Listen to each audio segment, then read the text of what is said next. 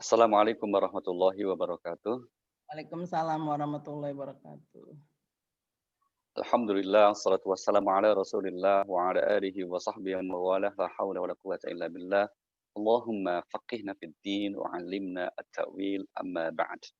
Bapak Ibu sekalian rahimakumullah, eh, kita sudah diberikan tema di dalam undangan kita ya, dan itu kita bersyukur sekali karena kalau kita diberikan tema itu ibarat orang makan itu sudah diberi nasi kotak, Bu. Jadi enak, tinggal kita nikmati bersama. Tapi kalau biasanya tidak dikasih tema itu malah bingung.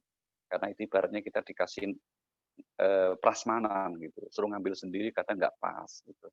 Nah, ini yang saya kira tema kita sore kali ini adalah tentang bagaimana menyikapi perbedaan dalam agama kita ya. Sikap seperti apa dalam kita menyikapi perbedaan atau yang disebut dengan istilah khilaf ya, perbedaan dalam kehidupan kita beragama ini. Ada dua sesi mungkin kali ini, atau lebih tepatnya yaitu dua hal penting, dua hal yang utama yang akan kita fokuskan untuk membahas tema tersebut. Yang pertama adalah berkaitan dengan sebab-sebab munculnya atau adanya khilafiyah itu sendiri. Kenapa ada perbedaan pendapat? Namun sebelum kita mulai, perbedaan itu sendiri itu ada dua macam. Yang pertama perbedaan yang dalam arti tanawu, perbedaan yang itu tidak bertentangan, tidak saling bertentangan, yaitu berbeda tapi memperkaya, hanya untuk lebih merinci. Berbeda tapi memperkaya saja, tidak saling bertentangan. Ada juga yang disebut perbedaan yang tadad, perbedaan yang bertolak belakang. Nah, kesemuanya dalam bahasa agama sering disebut dengan istilah khilafiyah. Mari kita mulai sebab munculnya khilafiyah dalam agama kita secara garis besar ada dua macam. Yang pertama dari sisi teks-teks agama itu sendiri, baik Al-Quran maupun hadis. Jadi dari sisi teks ini, misalnya pertama apa? Secara tabi'i, secara kondisi realnya memang kata dalam teks dalil agama itu mengandung beberapa makna. Nanti dalam bahasan ini kita bisa melihat kenapa ada perbedaan, karena memang kata itu dipahami dengan beberapa arti. Kita ambil contoh misalnya di surah nomor 2 ayat yang ke-228. Wal mutallaqatu yatarabbasna bi anfusihinna thalathata quru. Dan orang wanita atau istri yang ditalak, maka adalah dia menahan dirinya selama 3 quru. Apa yang dimaksud 3 quru? Quru bisa bermakna berarti suci. Quru bisa berarti haid. Nah, kalau diartikan 3 kali suci, maka itu berarti kurang lebih masa iddah 2,5 bulan. Tapi kalau dikatakan 3 kali haid, berarti sudah harus yang paling tidak minimal 3 bulan. Ini contoh perbedaan disebabkan oleh teks kalimat dalam ayat itu sendiri memang bisa bermakna ganda, tidak hanya satu pengertian. Demikian juga misalnya ayat tentang wudhu. Ayat tentang wudhu di surah nomor 5. Mungkin Bapak Ibu ada yang membantu kami membaca terjemahannya. Surah nomor 5 Al-Maidah pada ayat yang ke-6, di mana Allah berfirman, A'udzubillahi minasyaitonirrajim, ya ayyuhalladzina amanu idza qumtum ila shalah waghsilu wujuhakum wa aydiyakum ilal marafiq wamsahu bi ru'usikum wa arjulakum ilal ka'bain. Wa in kuntum junuban fattahharu wa in kuntum marḍā aw 'ala safarin aw jaa'a ahadun minkum minal gha'iti aw lamastumun nisaa falam tajidu ma'an fatayammamu sa'idan thayyiban famsahu biwujuhikum wa aydikum. Surah nomor 5 ayat 6. Ustaz. Silakan. Monggo, Bu. Auzubillahi minasyaitonirrajim. Bismillahirrahmanirrahim. Pada hari ini dihalalkan bagimu yang baik-baik. Ayat 6, Bu. Maaf, ayat 6, Bu. Ayat 6. Itu 5 itu. Oh, itu 5. Oke. Auzubillahi minasyaitonirrajim. Iya, ayat 6, Bu. Kalau itu ayat 5 lagi.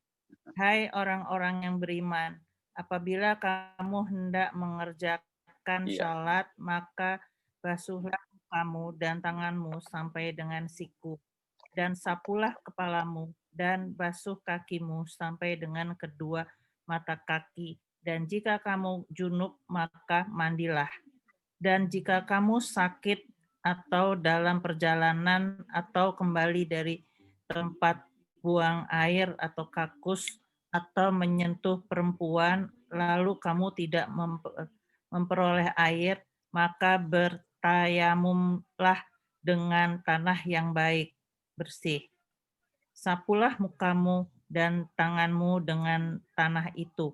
Allah tidak hendak menyulitkan kamu, tetapi Dia hendak membersihkan kamu dan menyempurnakan niatnya bagimu, supaya kamu bersyukur. Shadaqallahul azim. Iya, terima kasih Bu. Di ayat ini Bapak Ibu, ini kan terkait dengan wudhu ya. Ini satu-satunya ayat yang berbicara tentang wudhu di antara di ayat ini. Yaitu tentang apa itu? Contoh misalnya. Jika kalian tidak sholat, maka kemudian berwudhulah dimulai dari apa tadi? Membasuh wajah, kemudian dua tangan sampai kiku, dan usaplah kepalamu. Wamsahu biru'usikum.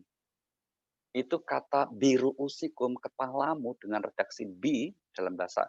Kalau kita lihat dalam bahasa Indonesia nggak akan kelihatan bahwa itu akan ada muncul perbedaan. Maka dalam terjemahan itu harus hati-hati, termasuk tafsir ya. Terjemahan itu kan salah satu usaha dari para ulama memahami ayat Al-Quran, dari sekian perbedaan dipilih salah satunya. Tapi bukan berarti hanya ini gitu. Maka kita sering mengatakan jangan menganggap terjemahan itu sebagai Al-Quran. Terjemahan itu bukan Al-Quran. Terjemahan hanyalah salah satu usaha dari para ulama untuk mengambil makna dari Al-Quran itu sendiri. Yang Al-Quran itu yang mana? Yang teks ayatnya itu. Yang berbahasa Arab dari Al-Fatihah sampai An-Nas itu yang Al-Quran. Yang itu tidak akan pernah berubah sampai kiamat. Gitu ya. Nah, kemudian dalam ayat ini, kepalamu, basuhlah, usaplah kepalamu.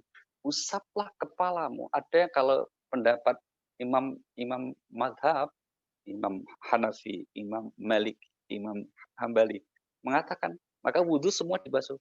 Dari belakang sampai selesai. Karena ini kepala dianggapnya. Bagi Imam Asy-Syafi'i, kepala itu nggak harus semuanya kita sentuh sedikit, ya ini kepala. Misalnya saya pegang kepalamu kan nggak harus semua dipegang. Kepalamu. Itu kita ketimpuk kerikil di kepala. Di kepala ini kan bagian kecil kepala, maka kalau mazhab Syafi'i yang umumnya berlaku di Indonesia misalnya, itu kita usap-usap dikit aja itu udah sah wudunya. Itu sekedar contoh ya betapa satu teks ayat dipahami berbeda karena memang mengandung pengertian kalimat itu berbeda-beda. Itu sebab yang pertama. Kemudian juga terjadinya perbedaan ini pada aspek apa? Pada aspek hadis. Hadis Nabi Shallallahu Alaihi Wasallam memiliki derajat yang bermacam-macam. Ada yang sahih, ada yang tidak. Sahih bagi satu golongan, terkadang kemudian dinilai tidak sahih oleh golongan yang lain. Misalnya apa? Hadisnya para ahli hadis, hadisnya para ahli fikih, hadisnya para ulama sufi, itu akan berbeda-beda. Nah, maka bagi ahli hadis, mungkin punya kriteria tersendiri untuk menentukan ini hadis sahih. Berbeda halnya dengan para ulama sufi dan seterusnya. Maka ini juga memunculkan perbedaan. Kemudian sebab yang ketiga, ada yang perbedaan juga apa? Adanya pemahaman terhadap teks dan konteks. Tekstual, ada juga yang kontekstual. Ada yang berpegang pada makna hakiki, ada yang makna majazi. Sambil contoh misalnya, di zaman Rasulullah Sallallahu Alaihi Wasallam, Bapak Ibu, itu pernah terjadi, yaitu ketika para sahabat diperintahkan oleh Nabi sekembalinya pulang dari perang Ahzab ya, perang pada tahun 7 Hijri, itu Nabi bersabda begini, la yusalliyanna ahadukumul asra illa fi Bani Quraidah. Kamu jangan sholat asar di antara kalian ya kecuali sesampainya nanti kamu di ke perkampungan Bani Quraidah. Bani Quraidah itu nama suku dari orang Yahudi di Madinah saat itu. Nah, maka kemudian para sahabat ketika berjalan menuju ke kampung Bani Quraidah itu waktu asar sudah masuk, mereka belum nyampe. Maka ada yang langsung nekat sholat asar. Itu. Karena apa? Memaknai pesan Nabi itu tidak letterlek. Tapi apa? Maksudnya Nabi itu kalau bisa itu kamu segera sampai di sono sehingga sholat asar bisa sampai di Bani Quraidah. Tapi ada sekelompok sahabat yang maknai letterlek gitu. Pokoknya tidak boleh sholat asar sebelum kita sampai di kampung Bani Quraidah. Maka akhirnya meskipun waktu asar sudah lewat, mereka nggak sholat. Sholatnya setelah sampai di Bani Quraidah, sedangkan itu sudah habis waktu asarnya. Nah, dua pengertian dari sahabat ini ketika dilaporkan ke Rasulullah Sallallahu Alaihi Wasallam, Nabi sama sekali tidak menyalahkan. Keduanya dibenarkan. Contoh apa? Ada perbedaan teks, ada dan sekarang banyak sekali demikian juga Al-Quran yang lain. Sekarang kita ambil contoh. Mari kita lihat contoh di Al-Quran ya. Surah nomor 3 Ali Imran. Ini tidak berkaitan dengan hukum. Karena berkaitan hukum nanti akan ribut biasanya. Surah 3 ayat 14 misalnya. Surah 3 ayat 14. Allah berfirman. A'udzubillahi minasyaitonir rajim.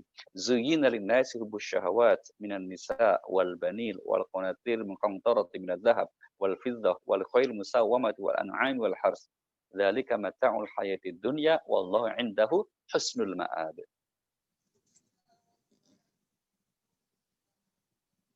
Silakan Bu. Surah 3 ayat 14. Saya boleh? Ya. Bismillahirrahmanirrahim. Dijadikan terasa indah dalam pandangan manusia, cinta terhadap apa yang diinginkan berupa perempuan-perempuan, anak-anak, harta benda yang bertumpuk dalam bentuk emas dan perak. Kuda pilihan, hewan ternak, dan sawah ladang. Itulah kesenangan hidup di dunia, dan di sisi Allah lah tempat kembali yang baik. Itulah kesenangan hidup di dunia. Ya. Itulah kesenangan hidup di dunia. Apa itu wanita? Ini bagi laki-laki tentu saja ya. Kalau bagi wanita kesenangannya apa Bu? Kira-kira ini. Ya, sudah nanti dijawab sendiri aja ya gitu. Pokoknya nomor 1 wanita. Banyak. Iya banyak daftarnya itu ya. Yang kedua tadi anak. Yang ketiga emas dan perak, perhiasan. Saya kira sepakat ini nggak ada beda pendapat gitu ya. Memang itulah kesenangan hidup. Yang keempat, kuda pilihan. Perhatikan redaksi ayat yang menyebut kata kuda pilihan. Ya kan? Pertanyaannya, apakah semua orang senang dengan kuda? Belum tentu. Apalagi kita yang hidup di kota, kalau dikasih kuda taruh mana? Nggak ada tempatnya. Meliharanya juga susah, meskipun bagus. Ya mau sih, tapi paling dijual gitu ya. Tapi maknanya Pak, ini kuda pilihan itu salah satu tafsirnya adalah makna kontekstualnya itu kendaraan. Gitu loh.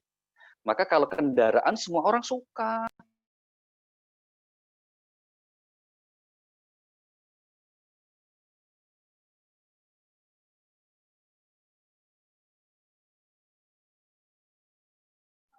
Itu Ustadz. Tuh contoh. Ya, contoh gitu ya.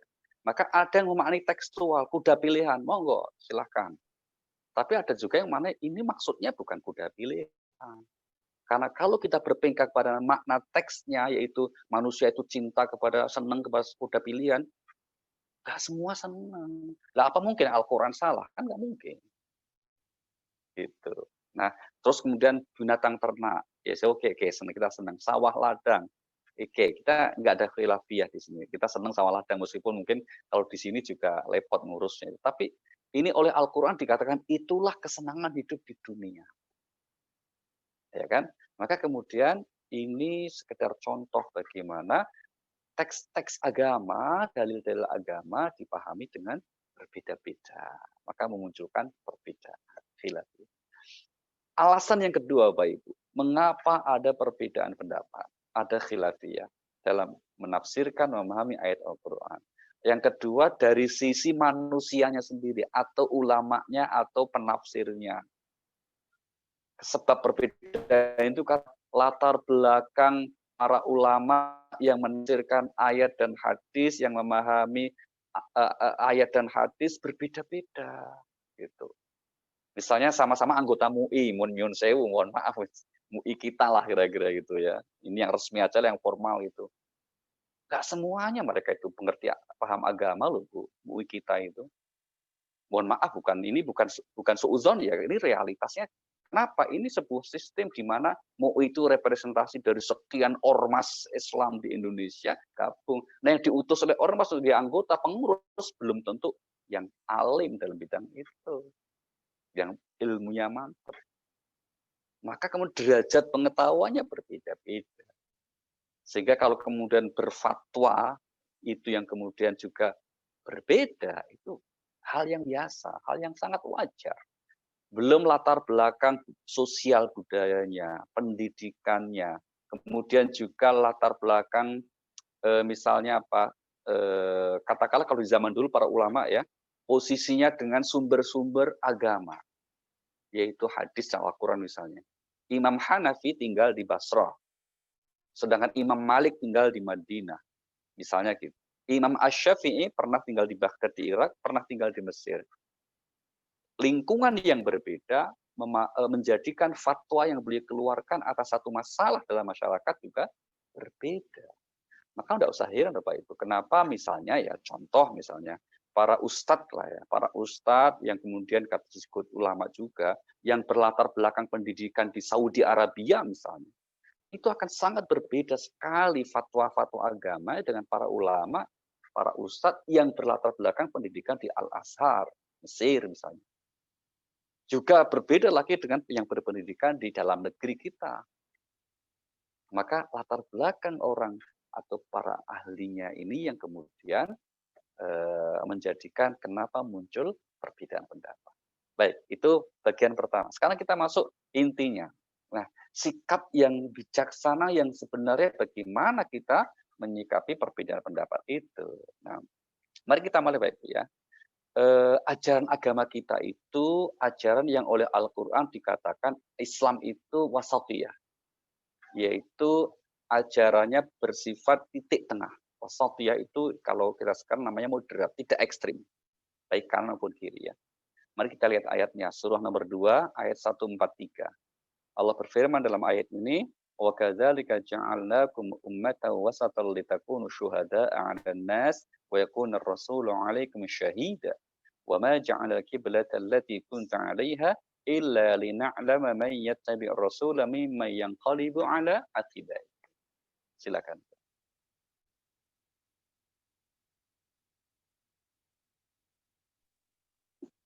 Aku aja ya.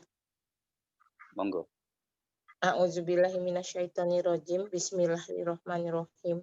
Dan demikian pula kami telah menjadikan kamu umat Islam, umat yang adil dan pilihan, agar kamu menjadi saksi atas perbuatan manusia, dan agar Rasul Muhammad menjadi saksi atas perbuatan kamu.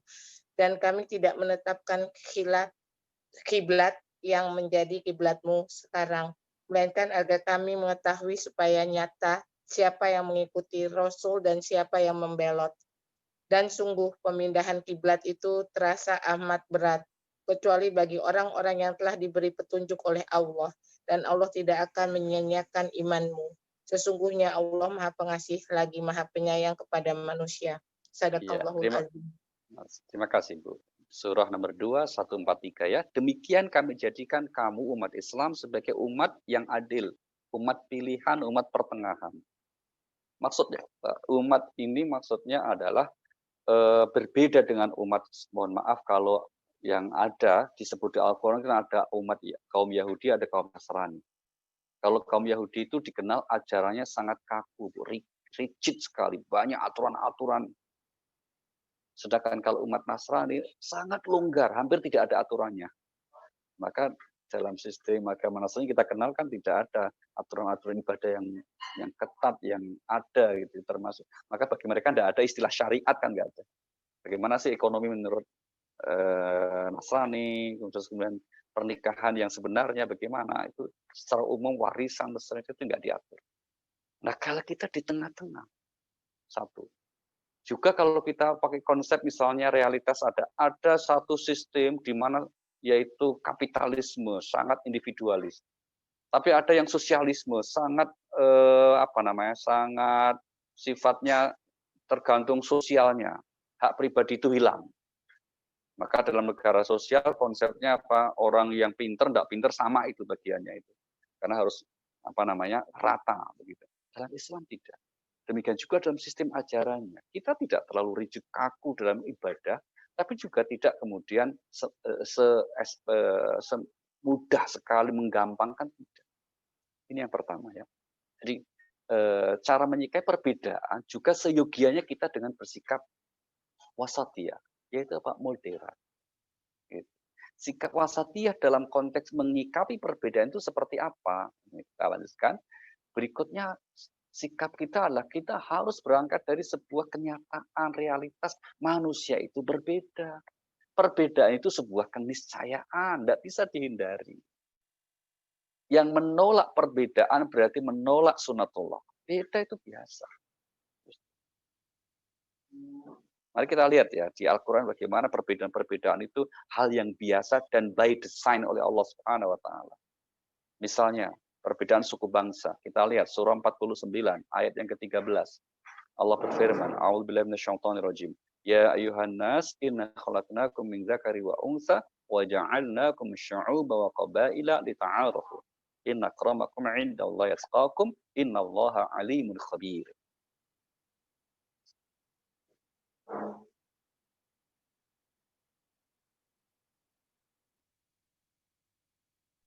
Surat berapa Ustaz? Maaf. Surat 49, Bu. Oh, 49 ayat 13. 13. Oh, saya bacain aja ya. Auzubillahiminasyaitonirrajim. Bismillahirrahmanirrahim.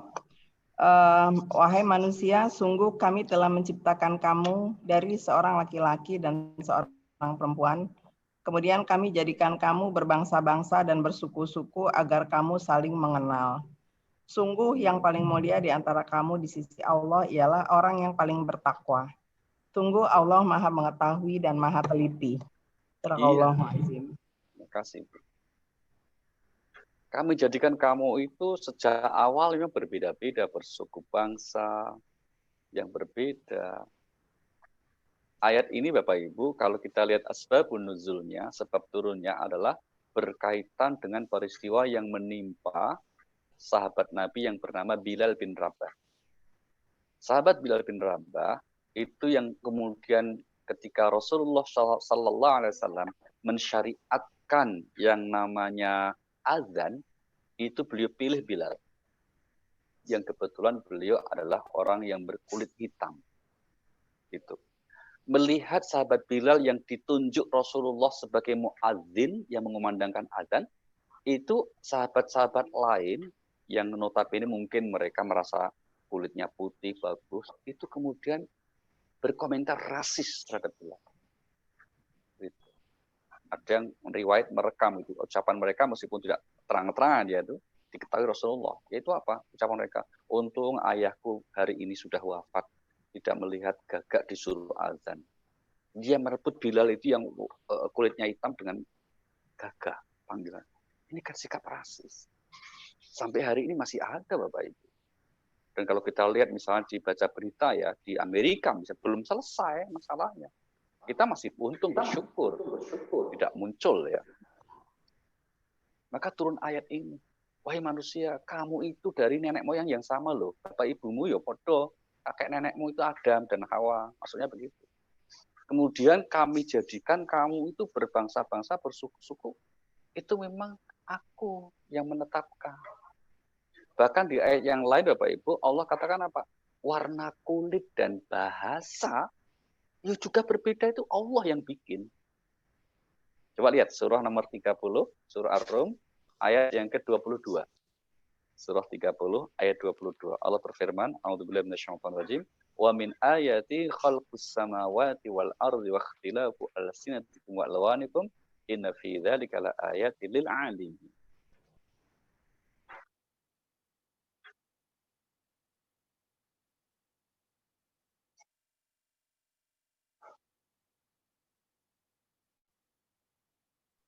Ayat 22 ya, Ustaz? Ya, silakan Bu. Baca aja ya. A'udzubillahi minasyaitonirrajim. Bismillahirrahmanirrahim. Dan di antara tanda-tanda kekuasaannya ialah menciptakan langit dan bumi dan berlain-lainan bahasamu dan warna kulitmu. Sesungguhnya pada yang demikian itu benar-benar terdapat tanda-tanda bagi orang-orang yang mengetahui. Nah, salah satu tanda kekuasaan Allah adalah Allah di samping menciptakan langit dan bumi juga menciptakan manusia yang berlainan warna kulit dan bahasa. Sehingga kalau ada orang yang bersikap rasis dengan memandang rendah gara-gara warna kulit atau suku bangsanya, sebenarnya dia sedang menghina Tuhan. Orang itu sedang menghina Tuhan. Kenapa? Karena kita itu menjadi anggota suku bangsa tertentu, punya warna kulit dasar tertentu, kan bukan kita yang memilih. Itu adalah ketetapan Allah. Nah, kok orang merendahkan ketetapan Allah, kan namanya menghina yang buat ketetapan.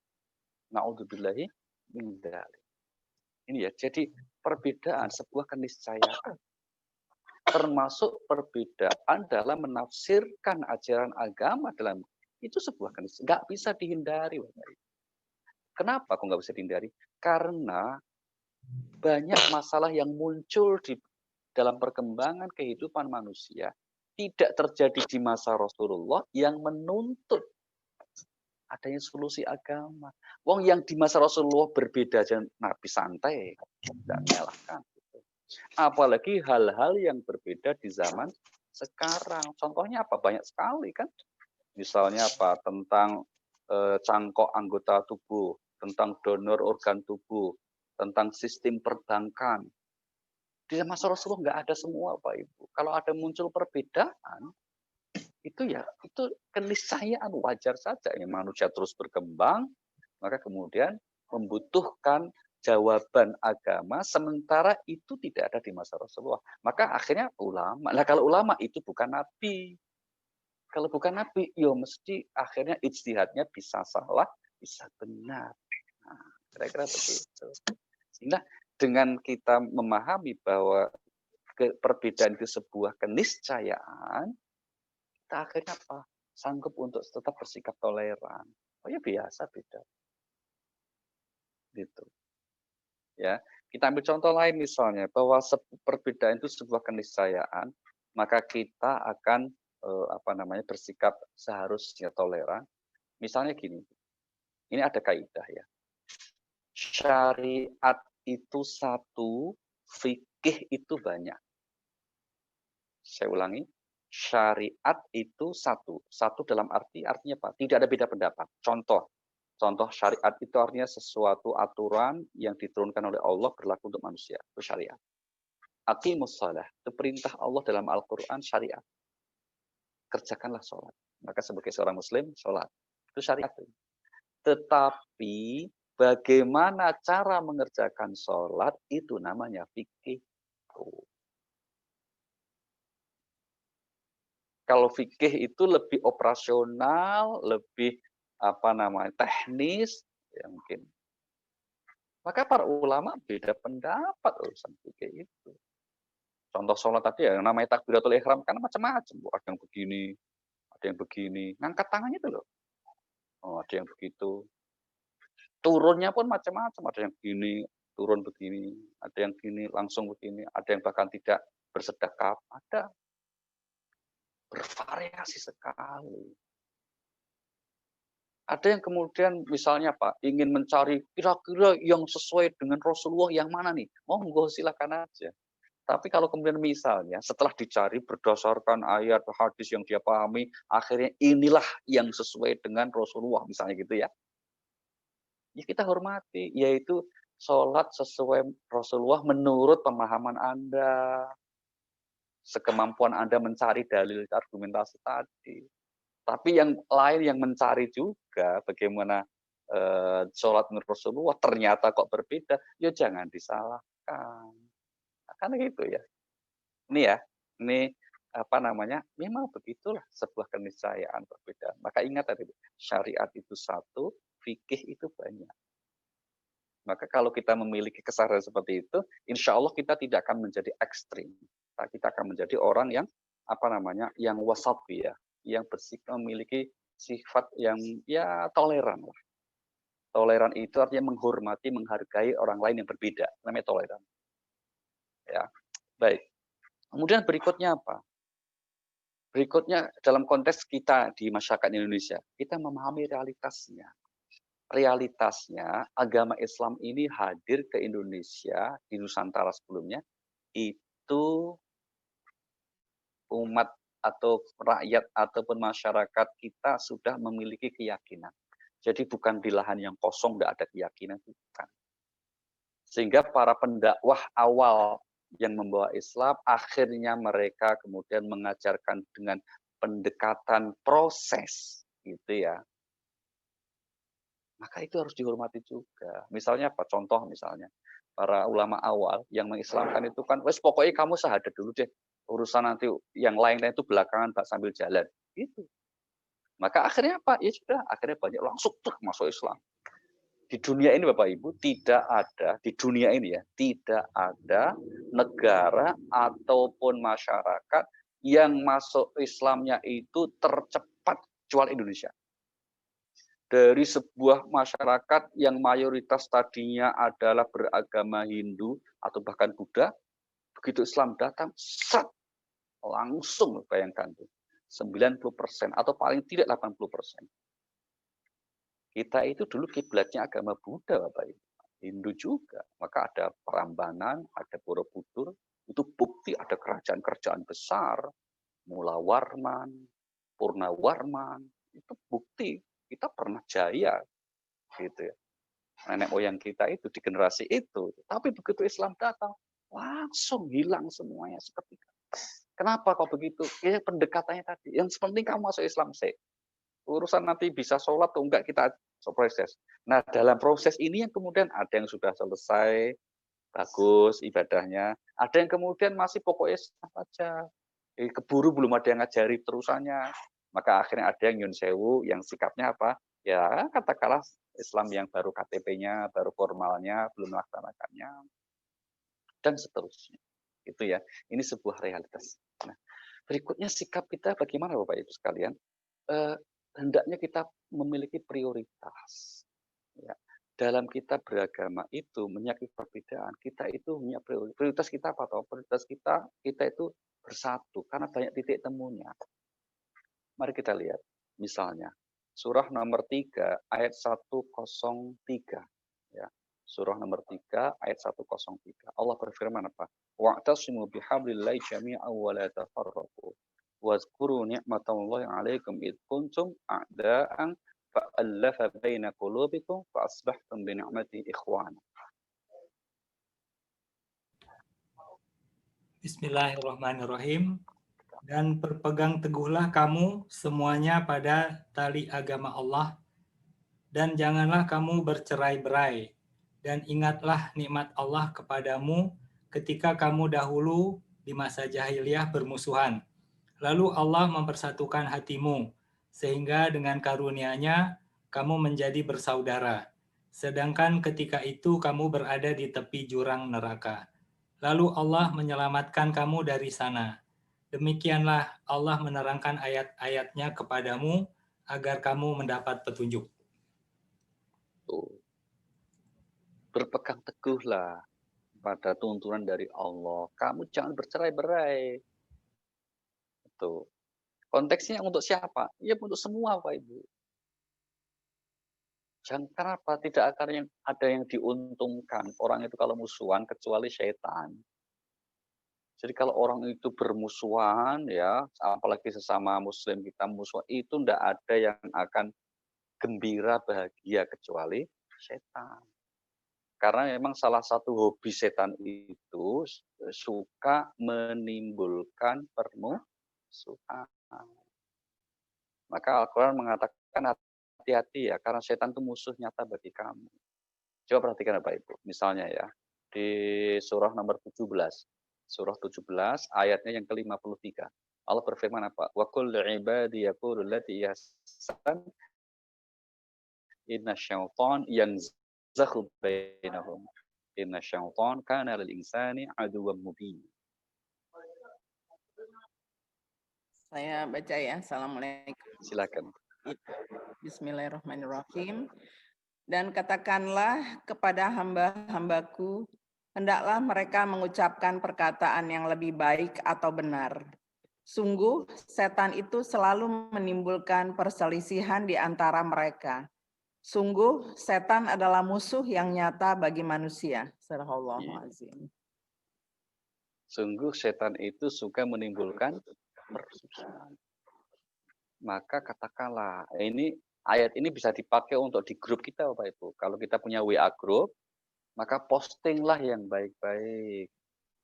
Jangan posting yang kontroversi, apalagi hoax. Karena itu akan menimbulkan ketidaknyamanan bagi anggota yang lain. Dan kalau sudah gitu, akhirnya apa? Konflik antar anggota grup. Dan ujungnya ada yang left group. Kan sayang. Udah kita lama nggak bertemu, mau silaturahmi di grup, akhirnya malah pecah. Hanya gara-gara ada yang kurang bijaksana dalam menyampaikan postingannya. Tuh. Jadi kalau orang itu suka provokatif, ya menginformasikan sesuatu, sebetulnya dia sedang dijadikan alat oleh setan untuk memecah belah sesama manusia. Maka penting kita menjaga persaudaraan. Allah bilang jangan bercerai. Persaudaraan itu apa? Ukhuwah itu kalau dalam Al-Quran, Bapak Ibu, ada macam-macam. Tidak hanya ukhuwah sesama muslim. Ya. Ada yang pertama namanya ukhuwah basyariyah.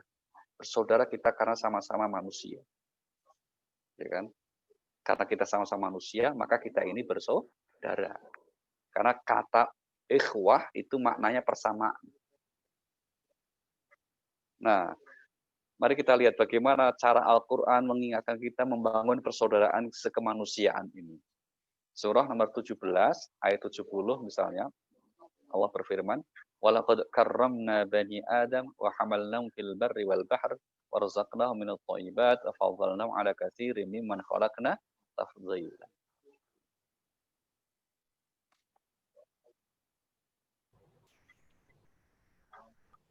Monggo surat berapa tadi Ustaz? 17 ayat 70. Bismillahirrahmanirrahim. Ya, Dan Pak Ketua nih Pak. Dan sungguh kami telah memuliakan anak cucu Adam, dan kami angkut mereka di darat dan di laut. Dan kami beri rezeki dari yang baik-baik, dan kami lebihkan mereka di atas banyak makhluk yang kami ciptakan dengan kelebihan yang sempurna. Makasih, Pak. Sungguh kami muliakan anak Adam. Ini pernyataan Allah, maksudnya manusia. Ya kan? Makhluk Allah itu kan banyak, Bapak Ibu ya. Ada benda mati, ada tumbuhan, ada binatang, ada malaikat, ada jin, dan ada juga apa? Manusia. Dari sekian banyak makhluk Allah itu, manusialah yang paling dimuliakan oleh Allah. Paling disayang oleh Allah. Kok bukan malaikat ya? Ya enggak tahu. Malaikat itu diciptakan oleh Allah justru untuk salah satu fungsinya apa? Ngurus manusia, melayani manusia. Padahal manusia itu kan nggak punya dosa ya, tapi ternyata apa? Tidak mencapai kemuliaan seperti manusia. Manusia dikatakan oleh Allah, sungguh kami muliakan. Apalagi kemudian dibandingkan dengan benda atau makhluk Tuhan yang lain seperti jin atau binatang. Pernah Bapak Ibu, ini sekedar ilustrasi betapa besarnya cintanya Allah kepada makhluk yang namanya manusia ya, kita ini semua itu. Itu dalam sebuah riwayat dinyatakan langit itu usul sama Allah. Ngajuin proposal penghancuran namanya itu. Ya Tuhan, izinkan saya ngeblekin manusia. Ngeblekin itu apa ya? Pokoknya nimpa manusia. Karena mereka sudah diberi banyak nikmat karunia, tapi ternyata banyak sekali yang durhaka kepadamu. Saya nggak bisa lihat seperti itu, nggak sabar. Demikian juga laut.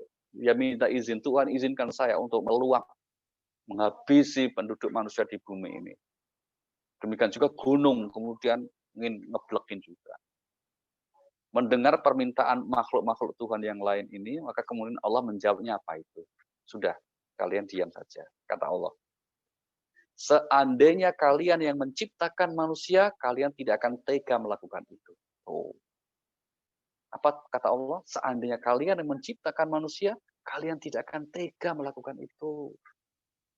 Besarnya cintanya Allah kepada manusia, Bapak Ibu. Sehingga dikatakan dalam satu ayat, Kalau ada orang yang membunuh sesama manusia tanpa alasan yang dibenarkan oleh agama, tidak boleh itu. Itu dosanya sama dengan membunuh seluruh manusia. Ini disebut di surah nomor 5, surah Al-Maidah ayat 32. Ya. Surah nomor 5, surah Al-Maidah ayat 32. Allah berfirman apa? Min ajli dzalik katabna 'ala bani Israil annahu man qatala nafsan bighairi nafsin aw fasadin fil ard fakannama qatala an-nasa jami'a wa man ahyaha fakannama ahya an-nasa jami'a. Dan seterusnya.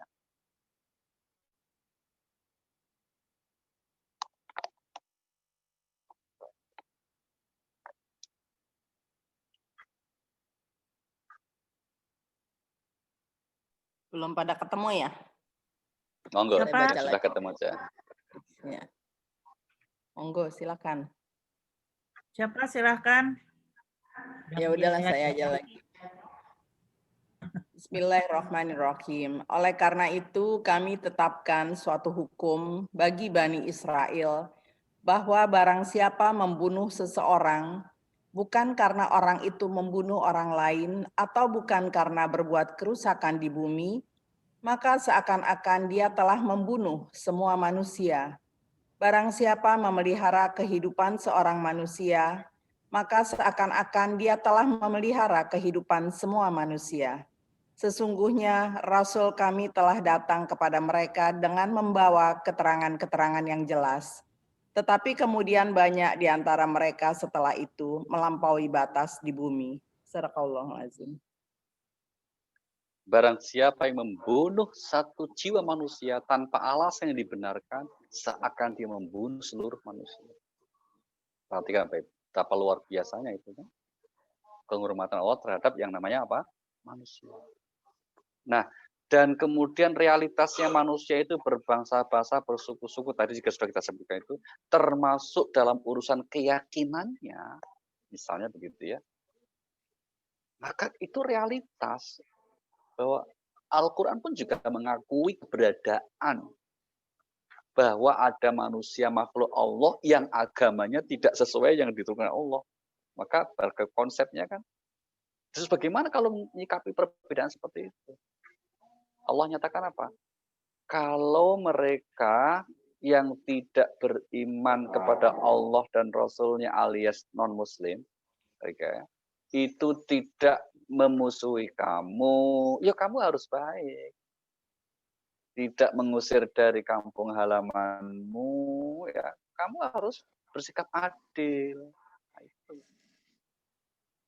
Surah nomor 60 ayat 8 Allah berfirman apa? La yanhakumullahu 'anil ladzina lam yuqatilukum fid-din wa lam yukhrijukum min diyarikum an tabarruhum wa tuqsitu ilaihim. Innallaha yuhibbul muqsitin.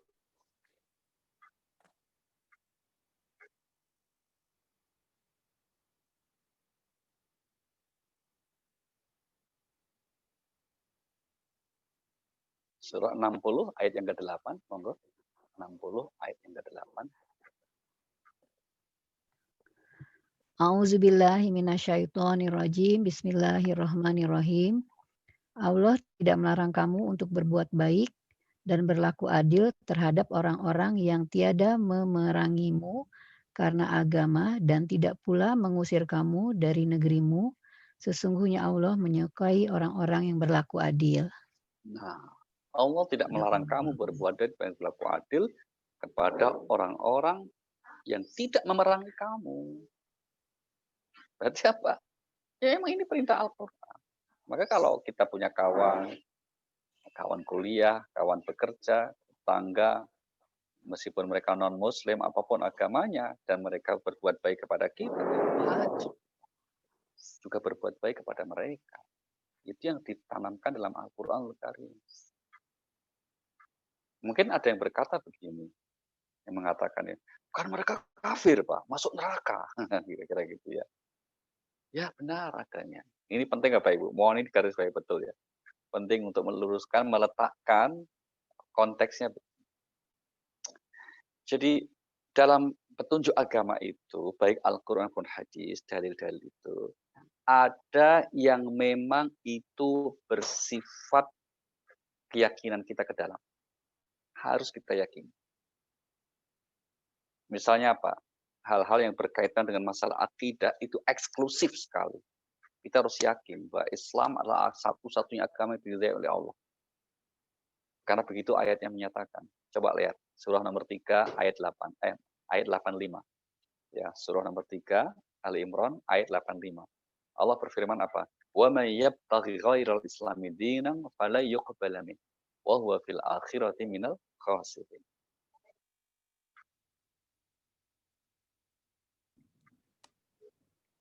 Baca ya Ustadz. Monggo.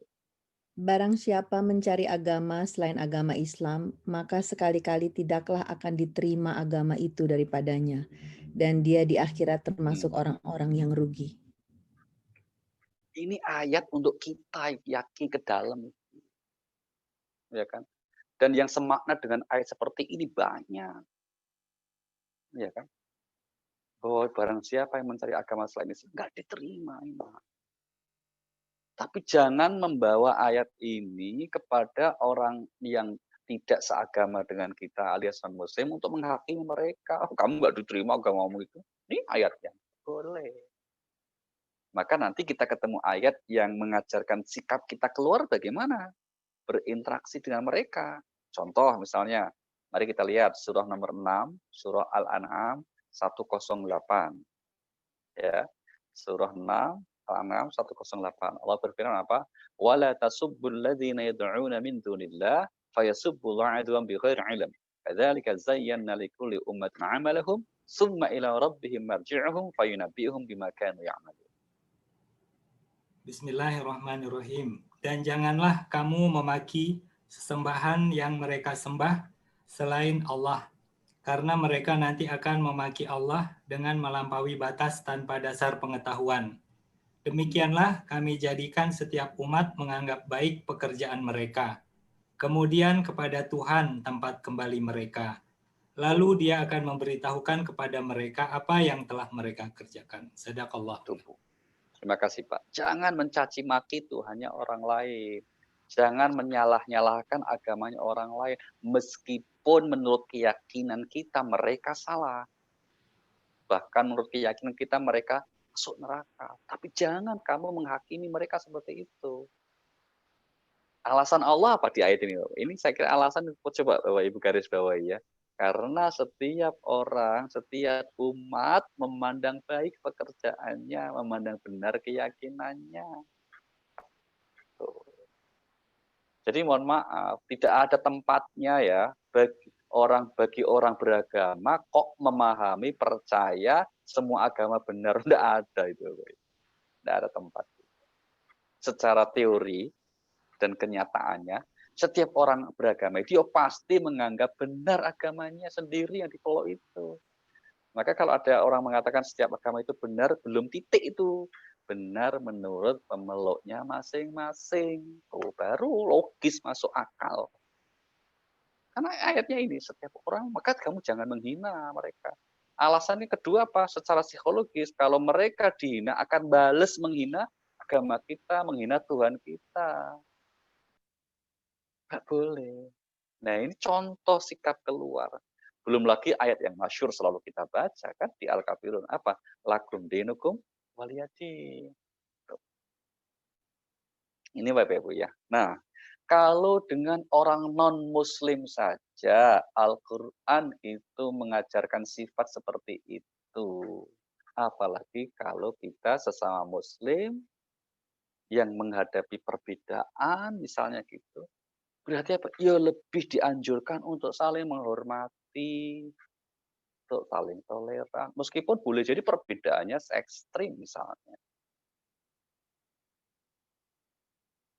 Jangan ribut, jangan berantem, kata Al-Quran begitu. Mari kita lihat. Surah nomor 42, Pak Ibu. Ayat yang ke-15. Allah berfirman di ayat ini apa? Falidzalika fad'u wastaqim kama umirta wa la tattabi ahwa'ahum. Wa qul amantu bima anzalallahu min kitab wa umirtu li'adila bainakum Allah rabbuna wa rabbukum lana a'maluna wa lakum a'malukum la hujjata bainana wa bainakum Allah yajma'u bainana wa ilaihil masir.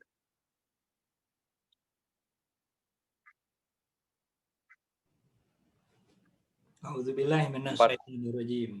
Karena itu serulah mereka beriman dan tetaplah beriman dan berdakwah sebagaimana diperintahkan kepadamu Muhammad. Dan janganlah mengikuti keinginan mereka dan katakanlah, aku beriman kepada kitab yang diturunkan Allah dan aku diperintahkan agar berlaku adil di antara kamu. Allah Tuhan kami dan Tuhan kamu. Bagi kami perbuatan kami dan bagi kamu perbuatan kamu. Tidak perlu ada pertengkaran antara kami dan kamu. Allah mengumpulkan antara kita dan kepadanya lah kita kembali. Shadaqallahul adzim. Jelas ya Bapak Ibu ya.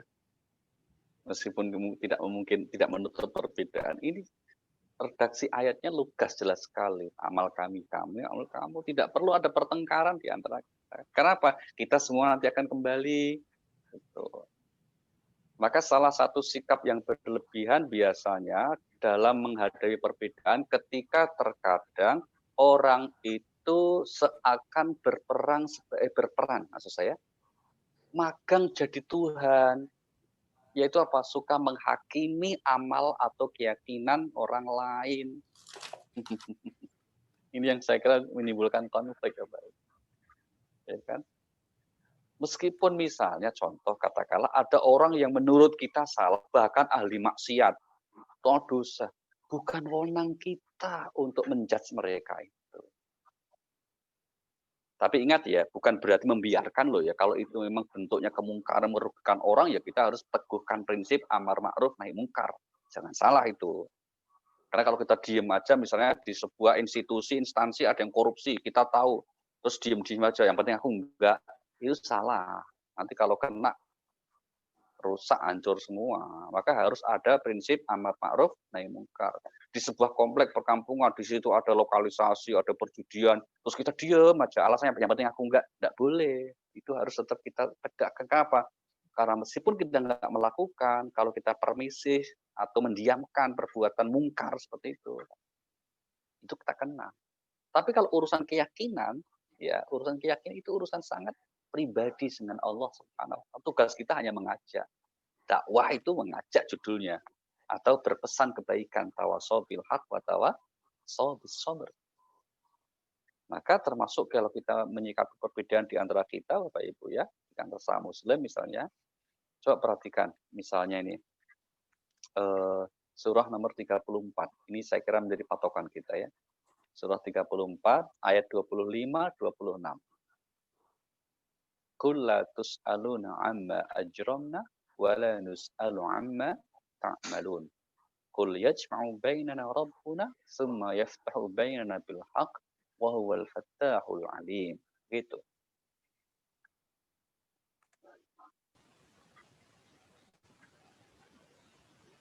Boleh baca?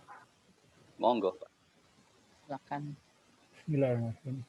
Katakanlah, kamu tidak akan dimintai tanggung jawab atas apa yang kami kerjakan, dan kami juga tidak akan dimintai tanggung jawab atas apa yang kamu kerjakan. Ayat 26. Katakanlah, Tuhan kita akan mengumpulkan kita semua. Kemudian Dia memberi keputusan antara kita dengan benar. Dan Dia yang Maha Pemberi keputusan, Maha mengetahui. Shadaqallahul adzim. Terima kasih, Pak. Perhatikan Bapak Ibu, ini ayat yang sangat baik untuk kita jadikan landasan menyikapi perbedaan ya. La tus'aluna amma ajramna. Kalau terjemahan yang tepat begini, Anda tidak bertanggung jawab atas dosa kami. Seandainya menurut pemahaman Anda, apa yang kami lakukan itu dosa, salah menurut Allah, Anda nggak tanggung jawab kok. Nanti kami sendiri yang tanggung jawab. Ya kan? Maka enggak perlu ngotot gitu loh, enggak perlu nyalah-nyalahan, wah nanti sia-sia amalmu, nanti masuk neraka misalnya. Seandainya masuk neraka misalnya oleh Allah misalnya. Ya kan yang menjalani juga yang bersangkutan, bukan situ. Sebaliknya kalau Anda benar pemahaman Anda, yang untung juga situ kok, aku nggak dapat pahalanya. Maka ayat 26 dikatakan, Qul yajma'u bainana rabbuna. Bukan wewenang kita untuk hal itu. Kenapa? Tuhan kita akan mengumpulkan kita semuanya kelak di akhirat. dan Allah nanti akan mengadili dengan seadil-adilnya di akhirat. Kalau di sini mesti benar menurut pemahamannya masing-masing. Kan satu masalah mesti ada perbedaan pendapat. Meskipun ada kelompok yang mengatakan, mungkin ini bukan beda pendapat, kamu aja yang misalnya ngeyel, katakanlah gitu. Ya tapi nggak apa-apa, realitanya beda kok.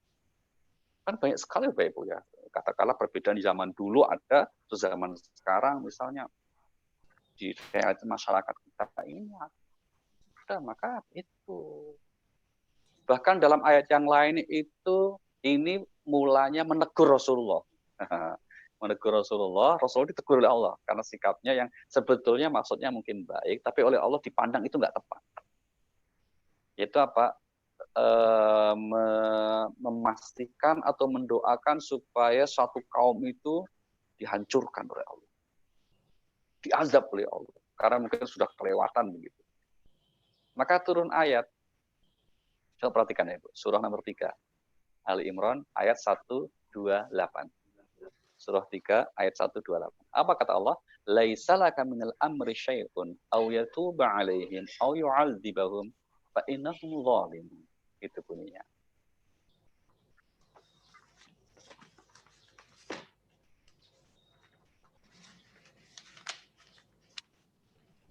A'udzubillahi minasyaitonirrajim. Itu bukan menjadi urusanmu Muhammad. Apakah Allah menerima tobat mereka atau mengazabnya? Karena sesungguhnya mereka orang-orang zalim. Ya, bukan urusanmu wahai Nabi. Bukan urusan kamu wahai manusia. Apakah nanti Allah akan menerima tobat mereka sekiranya mereka mau tobat? Atau mau mengazab karena mereka nggak tobat? Urusannya Allah. Maka jangan memastikan orang pasti masuk neraka, misalnya gitu. Terus kelompok dia pasti benar masuk surga, jangan. Itu urusannya Allah. Gitu. Maka sekiranya kita meyakini pemahaman kita ini, wah benar, dalilnya kuat, bagus. Ya itu urusan di akhirat tetap saja nanti Allah yang memastikan.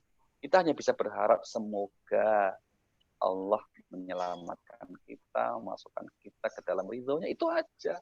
Selebihnya memastikan tidak bisa, baik.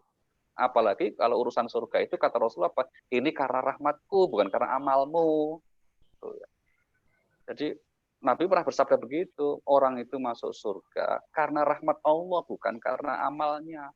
Sahabat kaget nanya, termasuk engkau Rasulullah? Termasuk saya. Nah, apa maknanya ini? Maknanya kalau ini satu, kalau seandainya Allah itu tidak ngasih balasan surga atas amal kita, nggak salah. Wong kita bisa beramal juga atas pertolongan Allah. Kok Allah ngasih surga? Ya karena rahmatnya Allah. Itu.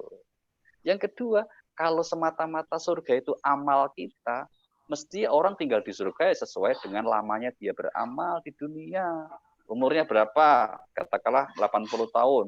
Selama 80 tahun itu amalnya apik terus, apik bagus lah kira-kira gitu. Dosanya diampuni. Mestinya dia ke surganya, tinggal di surga juga 80 tahun. Itu baru namanya balasan yang adil karena amalnya 80 tahun. Tapi kok orang ke surga kholidina fiha abada. Mereka kekal selama-lamanya. Karena apa? Rahmat dari Allah Subhanahu wa taala.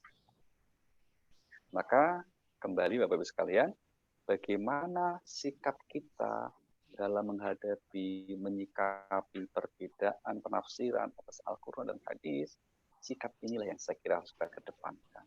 Jauhi untuk menjudge untuk atas amaliyah saudara-saudara kita yang lain. Biasakanlah kita bertoleran atas perbedaan yang ada, karena apalagi kalau itu bukan hal yang prinsip ya. Entah di urusan akidah prinsip aja kita disuruh lakum dinukum waliyadin. Apalagi kalau urusan bukan prinsip. Contoh yang bukan prinsip itu apa sih? Yang bukan prinsip tapi terkadang mengalahkan prinsip. Ini kan aneh gitu ya. Contoh yang prinsip itu ya tadi masalah akidah. Yang kedua masalah perintah yang jelas syariat, prinsip tuh. Misalnya kita membaca ukhuwah, menjaga persaudaraan, menyambung silaturahim, itu tidak ada beda pendapat, semua sepakat. Itu prinsip dalam beragama. Tapi kalau misalnya hal-hal yang berkaitan dengan misalnya contoh misalnya kita itu boleh nggak sih doa ulang tahun? Kita itu boleh nggak sih kalau orang meninggal kita bikin acara doa bersama, tahlilan? Itu kan nggak prinsip. Mau bikin ya monggo, enggak masalah. Jangan yang menyalahkan yang bikin. Tapi yang tidak, jangan merasa paling benar. Wong enggak prinsip kok. Termasuk ngucapin ulang tahun itu kan doa. Enggak mau ya enggak apa-apa. Tapi yang ngucapin yang doa ya benar. Jangan yang enggak prinsip ini mengorbankan yang prinsip. Masuk gara-gara masalah seperti ini langsung live group. Itu kan enggak lucu. Jadi belum memahami prioritas dalam kita beragama. Nah, jadi kesimpulan akhirnya Bapak Ibu, agama ini tadi memiliki apa yang disebut asas proporsionalitas dalam menyikapi. Ya, tidak boleh berlebihan, melampaui batas. Termasuk semangat ngajak orang berdakwah, silahkan bagus, tapi jangan terlalu menonjolkan untuk menyalahkan. Itu aja yang baik. Jadi proporsional. Intinya asasnya apa? Proporsional, jangan melampaui batas. Termasuk kajian kita lewat Zoom ini, online ini ya, kalau sudah sore ya, udah kita tutup aja, jangan berlebihan, melampaui batas. Itu nggak baik kalau kelamaan Zoom-nya itu nggak baik, ya kan? Kita perlu ngopi-ngopi juga gitu itu ya. Baik, mungkin demikian Bapak Ibu yang dapat kita sampaikan. Kita masih punya waktu, monggo, mungkin kita akan saya kembalikan ke Bu Evi, MC kita, untuk memimpin kalau sekiranya ada dialog yang perlu disampaikan. Monggo Bu, kami silakan. Ya, makasih Ustadz. Nanti moderatornya Pak Acil. Cuma saya mau bertanya aja nih, bukan bertanya ya, semacam kayak mengkonfirmasi ya. Jadi ini saya melihat ada kaitannya tadi surat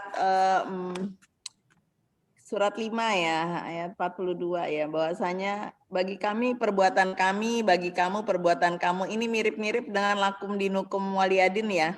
Bagimu agamamu, bagimu agamaku.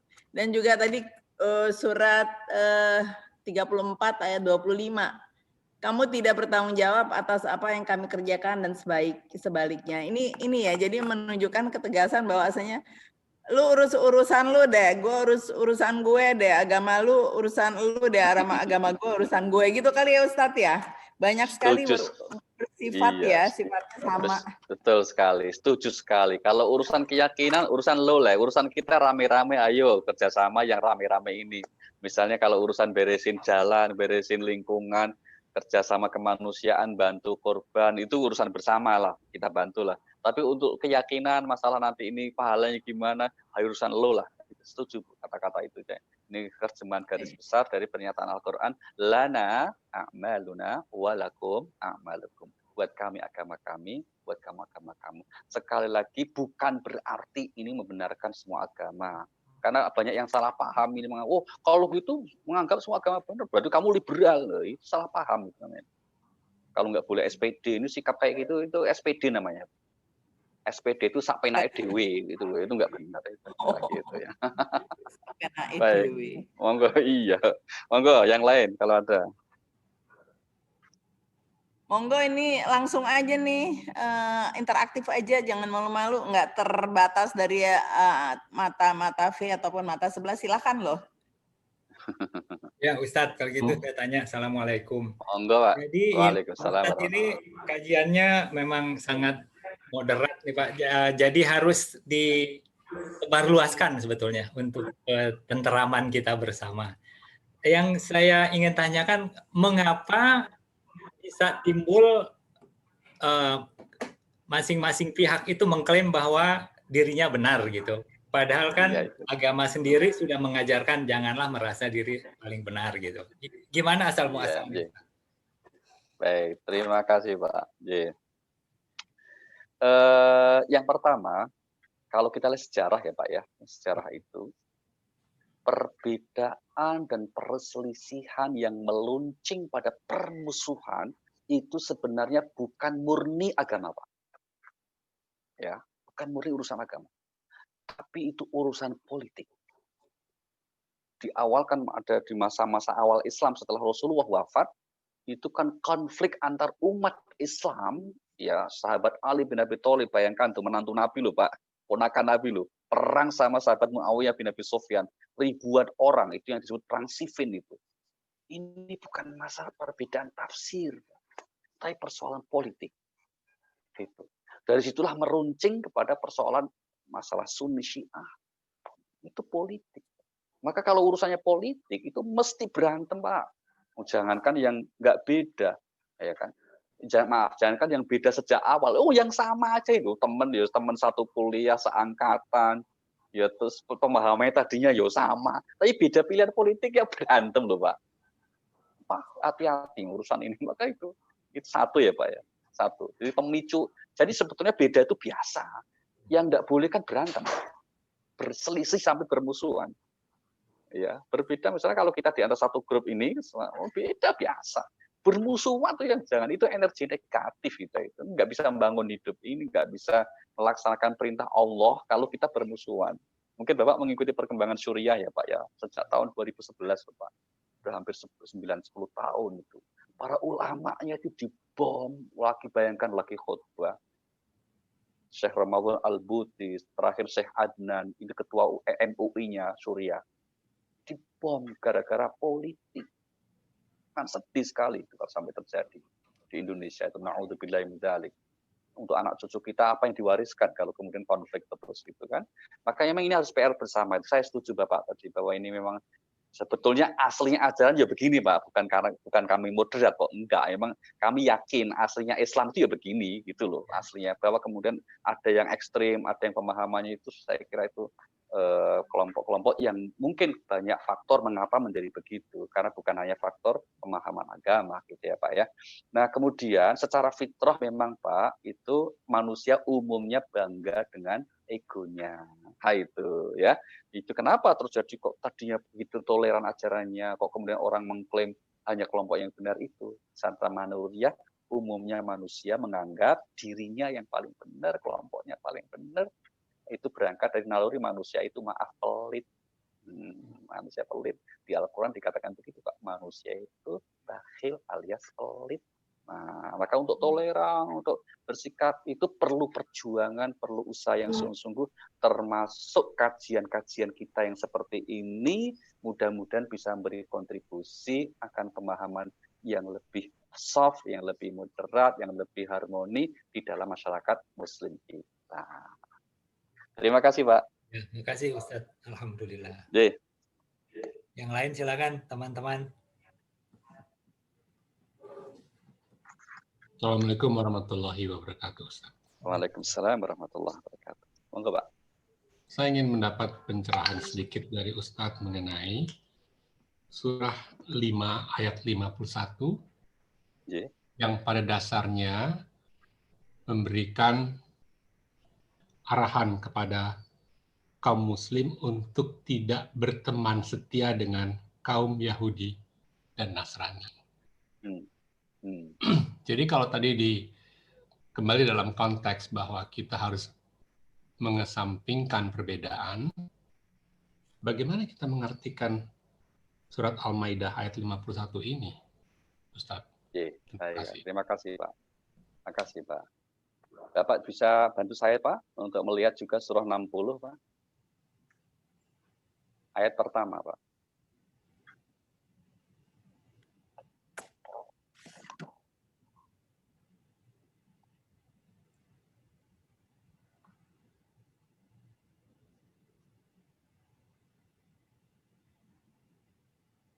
Bisa dibantu, Pak, baca terjemahnya? Surah 60 ayat pertama. Saya bacain ya. Wahai orang-orang yang beriman, janganlah kamu menjadikan musuhku dan musuhmu sebagai teman-teman setia, sehingga kamu sampaikan kepada mereka berita-berita Muhammad karena rasa kasih sayang, padahal mereka telah ingkar kepada kebenaran yang disampaikan kepadamu. Mereka mengusir Rasul dan kamu sendiri karena kamu beriman kepada Allah, Tuhanmu. Jika kamu benar-benar keluar untuk berjihad pada jalanku dan mencari keridaanku, janganlah kamu berbuat demikian. Kamu memberitahukan secara rahasia berita-berita Muhammad kepada mereka karena rasa kasih sayang, dan aku lebih mengetahui apa yang kamu sembunyikan dan apa yang kamu nyatakan. Dan barang siapa di antara kamu yang melakukannya, maka sungguh dia telah tersesat dari jalan yang lurus. Nauzubillah min dzalik. Assalamualaikum warahmatullahi wabarakatuh. Terima kasih ya, Bu. Waalaikumsalam. Jadi artinya apa ini, Pak? Artinya, ini ayat 5, Maidah 51 itu, jangan jadikan mereka manusia itu yang memusuhimu, yang terang-terang memusuhi, gitu loh. Ini kan konflik ini, Pak. Zaman itu konteksnya sedang konflik, ya, antara orang Yahudi dan konflik. Yang musuhimu, jangan. Maka diizinkan perang itu kalau kita dizolimi. Tapi kalau mereka tidak memusuhi kita, berbuat baik kepada kita, kita rujuknya surah 60 tadi, Pak, ayat 8. Allah menyukai orang yang berbuat adil. Itu. Sehingga kemudian kita berlaku rumus tadi, lakum dinukum waliyadin. Gitu. Maka disinilah kita tidak boleh memahami ayat itu melepaskan dari konteksnya. Tidak boleh. Kesalahan terbesar orang, umumnya orang ya, ketika melihat teks agama, ayat Al-Quran atau hadis, dilepaskan dari konteksnya. Contoh misalnya, sekarang saya tanya Pak, kenapa ada seorang Muslim yang hafal Quran, guru Quran, kok bisa membunuh ponakan Nabi? Ali bin Abi Thalib. Apa alasannya? Karena apa? Ini, dia memahami teks ayat letterlek sekali. Ibnu Muljim itu kan seorang yang pernah di zaman Umar itu diutus untuk ke Mesir jadi guru Quran. Wah, kerjaannya ibadah top banget. Tapi kok tega-teganya itu loh membunuh Sayyidina Ali. Ponakan dan menantu Nabi sendiri yang oleh Nabi jamin masuk surga. Hanya gara-gara perbedaan pendapat dalam menyikapi satu dalil agama itu. Itu contoh ya Pak ya. Sehingga kemudian ya sudah contohnya. Maka kemudian Rasulullah pernah bersabda, seburuk-buruk orang ngaku segitu, Khawarij namanya. Khawarij yang keluar dari barisan mayoritas umat Islam. Di mana mereka karena kedangkalan pengetahuannya, pakai ayat hadis sesuai dengan seleranya, akhirnya menimbulkan bencana seperti itu. Di zaman sekarang ada kelompok-kelompok kecil seperti ini, Pak. Ini ayat ini sebetulnya ditujukan untuk orang kafir, dipakai untuk orang muslim misalnya. Contoh ada. Gitu kan. Nah, maka terkait dengan sikap terhadap Yahudi, Nasrani, atau yang oleh Al-Quran disebut ahli kitab misalnya, Al-Quran itu sangat fair loh Pak, objektif sekali. Coba Bapak lihat, surah nomor 5 juga, Al-Ma'idah, ayat 82. Gimana itu coba? Allah berfirman di ayat ini, la tajidanna asyaddan nasi adawatan lil ladina amanu al-yahuda wal ladina asyraku. Wa la tajidanna aqrabahum mawaddatan lil ladina amanu ladina qalu inna nasara. Dzalika bi annahum qissisina wa ruhbana wa annahum la yastakbirun. Bismillahirrahmanirrahim. Pasti akan kamu dapati orang yang paling keras permusuhannya terhadap orang-orang yang beriman. Ialah orang-orang Yahudi dan orang-orang musyrik. Dan pasti akan kamu dapati orang yang paling dekat persahabatannya dengan orang-orang yang beriman, ialah mereka orang-orang yang berkata, sesungguhnya kami adalah Nasrani. Yang demikian itu karena di antara mereka sendiri terdapat para pendeta dan para rahib, karena mereka tidak menyombongkan diri. Sadaqallahul azim.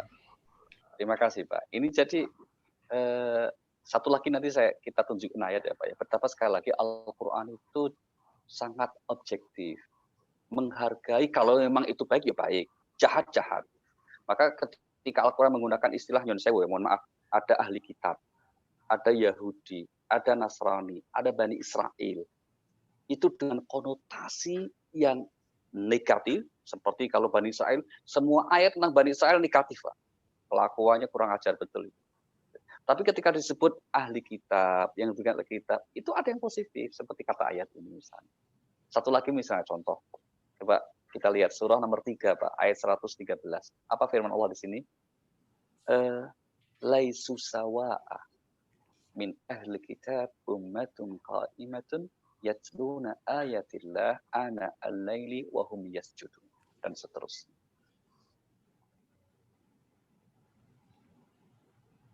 Mereka itu tidak seluruhnya sama. Di antara ahli kitab ada golongan yang jujur. Mereka membaca ayat-ayat Allah pada malam hari dan mereka juga bersujud atau sholat. Mungkin kita akan mengatakan, loh, kalau itu orang Islam dong. Enggak, disebutnya ahli kitab kok. Di antara ahli kitab itu ada yang jujur. Nah, kan namanya ahli kitab. Kalau mereka orang Islam disebutnya pasti orang beriman. Mereka itu sudah beriman, maka mereka jujur. Nah, di antara ahli kitab di zaman dulu, zaman sekarang, ada yang jujur, ada yang baik, maka kita ya bersikap baik. Yang jahat, ya kita kemudian bersikap proporsional. Lakum dinukum waliyatin, jangan ditemani, jangan membuka rahasia kepada mereka. Temani aja enggak boleh, Pak, apalagi jadi teman setia.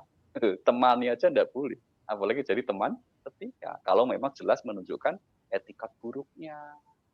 Wong jangankan dengan ahli kitab, non-muslim, Pak. Nyun sewu ini dengan sesama muslim, perilakunya buruk itu jangan jadi teman setia, Pak. Perilakunya buruk ya, Pak. Misalnya Pak Nyun sewu, meskipun dia muslim, tapi kok kemudian ngomongnya suka ketus, jelek, pelit, gitu ya. Nah, jangan jadi teman kayak gitu, nggak ada manfaatnya, Pak. Kita malah ketularan nanti, apalagi malesan, udah gitu. Na'udzubillahi min dzalik, ya. Tapi kalau Bapak Ibu Ustadz, yang bergabung di kajian, insya Allah baik-baik semua. Ya. Ustadz ini menghubungkan tadi dengan Al-Maidah 82, kan tadi dibilang yang paling dekat persahabatannya dibandingkan yang orang Yahudi atau musyrik ya adalah orang-orang Nasrani. Tapi tetap saja ya Ustadz, dari jabaran barusan mereka juga bukan teman setia ya, karena walau bagaimana mereka berbeda dari kita ya. Tadi juga Ustadz bilang surat nomor 3 ya, bahwasanya ahli kitab tapi bukan ahli kitab bukan umat muslim ya, bukan umat muslim, tetap mereka berbeda ya. Iya. Jadi kesimpulannya jangan dijadikan sahabat juga gitu atau teman setia ya gitu ya Ustadz. Bu. Cari sahabat itu sahabat yang ke surga, Bu. Yang sahabat ngajak kita ke surga. Itu ya, kira-kira itu sahabat yang, maka kalau Nabi mengatakan bertemanlah karena Allah. Jadi apa? Kita bersahabat dengan orang-orang yang bisa membantu kita menjadi pribadi yang lebih baik untuk bisa nanti mendapat ridha Allah Subhanahu wa taala. Tapi bergaul sewajarnya ya sebagai seorang teman, apalagi tetangga mungkin, teman kantor, ya baik-baik saja, boleh-boleh saja. Karena apa? Dulu Nabi itu juga biasa, Bu, berteman dengan orang Yahudi, betulnya. Pernah itu Nabi itu punya teman, Bu. Orang kecil nih. Orang Yahudi dia, Bu. Ini kasusnya, hadisnya sahih nih. Jadi suatu saat si Yahudi ini kecil ini sakit. Nabi tengok anak Yahudi kecil sakit itu, tengok karena temannya kan, teman akrabnya kan, tengok di rumahnya. Terus Nabi kemudian bilang sama anak itu, wahai si Fulan, kamu Islam lah. Padahal ada bapaknya waktu itu, Bu. Kamu masuk Islam aja biar selamat. Anak itu langsung kemudian memandang bapaknya, seakan minta izin gitu loh, minta izin gitu. Maka terus kemudian bapaknya ngangguk, ya ikutilah Abul Qasim. Si bapaknya Yahudi mengatakan ikutilah Abul Qasim. Dia tidak bilang ikutilah Nabi ini, nggak ngakuin Nabi kok. Tapi yang disebut nama beliau, panggilannya Abul Qasim, itu bapaknya Al Qasim, putra beliau gitu ya. Maka kemudian si anak itu masuk Islam. Setelah masuk Islam, Nabi keluar ketemu sahabat-sahabat itu, baru saja saya bisa menyelamatkan seorang dari siksa neraka.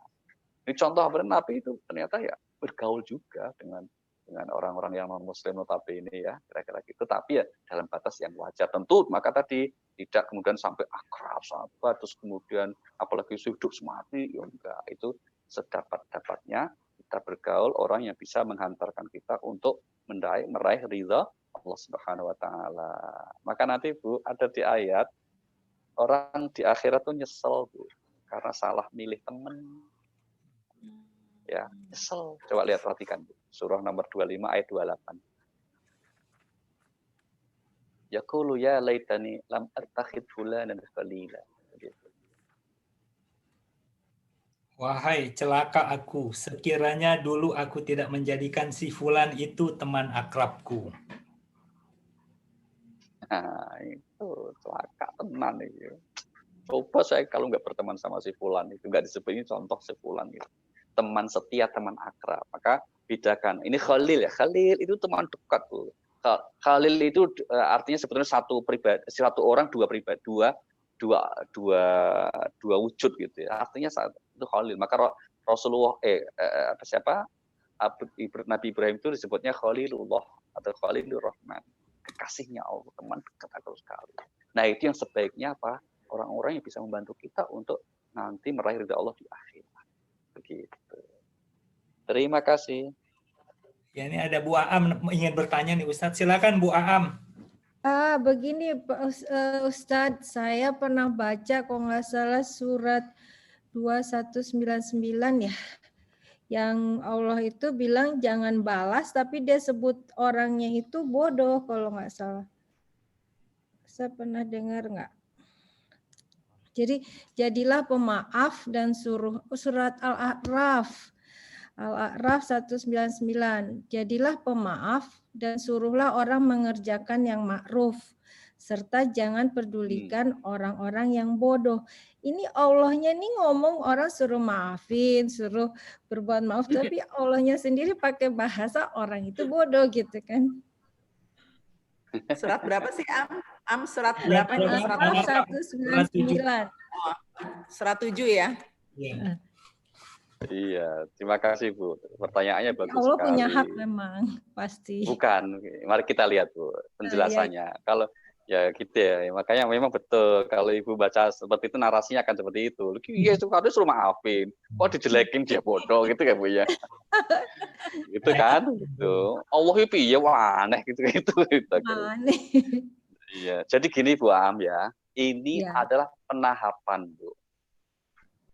Penahapan. Jadi nyun sewu, saya kasih contoh gini. Ini kasusnya kan, kalau ada orang yang mohon maaf nih Ibu, mengfitnah Ibu, menzolimi Ibu. Misalnya Ibu difitnah, mohon maaf berbuat begini, mencuri atau korupsi atau berbuat apa itu. Langkah pertama Ibu maafkan. Gitu. Itu maksudnya gitu. Jadi maafkan dulu langkah pertamanya. Makanya kan berat tuh Bu, gitu loh. Kan kasusnya begitu. Nah, misalnya dia fitnah kamu sudah korupsi gini nih, maafkan dulu. Langkah kedua dimaafkan, ternyata orang itu nggak minta maaf, nggak nyesel, nggak datang ke Ibu minta maaf, maafkan saya Bu, saya gila Bu, nggak gitu. Ternyata malah nambahin, dia mengviralkan. Maka langkah kedua tempuh Bu, datangin, kasih nasihat. Maunya apa nih? Gitu. Kasih nasihat, klarifikasi. Maksudnya apa ini? Nah, itu langkah kedua. Itu yang dimaksud wa'mur bil 'urf. Yaitu apa? Perintahkan dia ke jalan yang baik. Tobatlah kalau kamu sengaja memang. Saya minta, saya akan maafkan kamu asal tobat. Ternyata sudah dinasehati ya Bu ya, orang itu nggak berhenti juga. Maka oleh Al-Quran orang itu namanya bodoh, gitu loh Bu, oleh Allah. Lah orang bodoh berarti apa? Orang yang merugikan dirinya sendiri dengan mendolimi orang lain. Walaupun misalnya dia bergelar profesor atau dokter. Allah. Bahkan kiai haji, profesor, doktor sekalipun Bu, kalau namanya manusia tetap bukan nabi Bu, ya tetap salah gitu ya. Jadi, maka harus kemudian itu namanya bodoh ya. Kalau Ibu kemudian terus memaafkan pada kelakuannya salah, berarti nyun sewu kita sama-sama bodoh. Gitu. Wong jelas orang jelek kok kita temeni itu loh. Makanya dinasihati nggak mempan, tetap jelek. Maka itu namanya bodoh. Maka Allah bilang jangan hiraukan lagi omongannya.